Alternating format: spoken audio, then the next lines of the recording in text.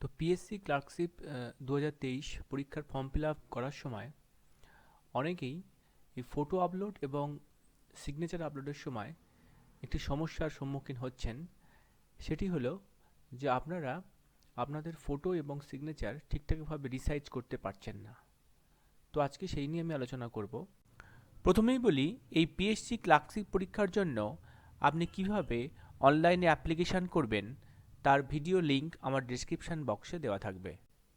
তো আমি এখানে দেখুন, এটা হচ্ছে পুরো একদম আমি যে ওদের পিএসসির যে পোর্টাল, সেখানে যে গাইডলাইন্স আছে সেখান থেকে এটা আমি আপলোড করেছি। তো সেখানে পরিষ্কার বলা হচ্ছে যে এই কাজটি আপনি মাইক্রোসফট অফিস পিকচার ম্যানেজার এটার মাধ্যমে করতে পারবেন। এবং এখানে এই ফটো কিংবা সিগনেচার দুটোর ক্ষেত্রেই যেটা সাইজের কথা বলা হচ্ছে সেটা হচ্ছে উইথ হচ্ছে 138 পিক্সেল এবং হাইট হচ্ছে 177 পিক্সেল। এইভাবে আপনাকে সেট করতে হবে। তো সেটাই আমি করে দেখাবো কিভাবে আপনারা এটা সেট করবেন। আমার চ্যানেল বি ডিজিটাল ফ্রি যদি ভালো লাগে তাহলে আমাকে মোটিভেট করার জন্য এটিকে বিনা পয়সায় সাবস্ক্রাইব করবেন।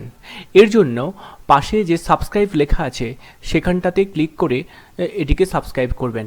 সেই সঙ্গে ভিডিওটি যদি ভালো লাগে তাহলে এটিকে লাইক করার জন্য এই থামস আপ চিহ্নে ক্লিক করবেন এবং সেই সঙ্গে ভিডিওটিকে বন্ধুদেরকে শেয়ার করার জন্য এই শেয়ার অপশানে ক্লিক করবেন। এরপর আপনি আপনার ল্যাপটপের বা কম্পিউটারের মেমোরিতে চলে যাবেন, গিয়ে যে কোনো একটি ফাইলকে চুজ করবেন। তো দেখুন, আমি এখানে এই যে লেট বলে ফাইলটাকে আমি চুজ করছি, এটাকেই আমি রিসাইজ করব। তার জন্য এর উপরে কার্সার নিয়ে যাবেন, নিয়ে এখানে রাইট ক্লিক করবেন। তো রাইট ক্লিক করলে এরকম একটি পপ আপ আসবে।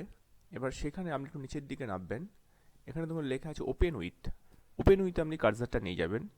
নিয়ে যাওয়ার পর ডান দিকে আরেকটি পপ আপ খুলে যাবে এবং সেখানে আপনি একটু নিচের দিকে নামবেন। নিচের দিকে নেমে এই যে মাইক্রোসফট অফিস 2010 আপনি এখানটাতে ক্লিক করবেন। তো ক্লিক করলেই পুরো এই ফাইলটা খুলে যাবে এইভাবে। তো এরপর আপনি এখানে দেখুন এই যে ওপরের দিকে লেখা আছে এডিট পিকচার, আপনি এখানটাতে ক্লিক করবেন। তো ক্লিক করার পর এরপর এখানে চলে যান, দেখবেন রিসাইজ এখানটা আছে, এখানটাতে আপনি ক্লিক করবেন।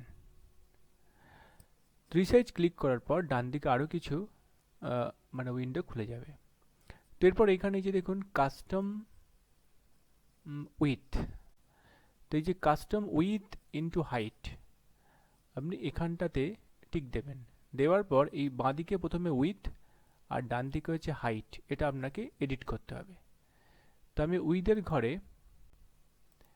আমি যেটা লিখব সেটা হচ্ছে এখানে 138 আর এখানে হচ্ছে হাইটের ঘরে যেটা লিখতে হবে সেটা হচ্ছে 177। তো লেখার পর আপনি এখানে ওকেতে ক্লিক করে দেবেন। তো সেই নতুন সাইজটা এখানে নিয়ে নিয়েছে। এরপর আপনি কি করবেন, এটিকে আপনি সেভ করবেন। তার জন্য এখানে আপনি এই ফাইলে যাবেন, গিয়ে এখানে সেভ অ্যাস তে ক্লিক করবেন।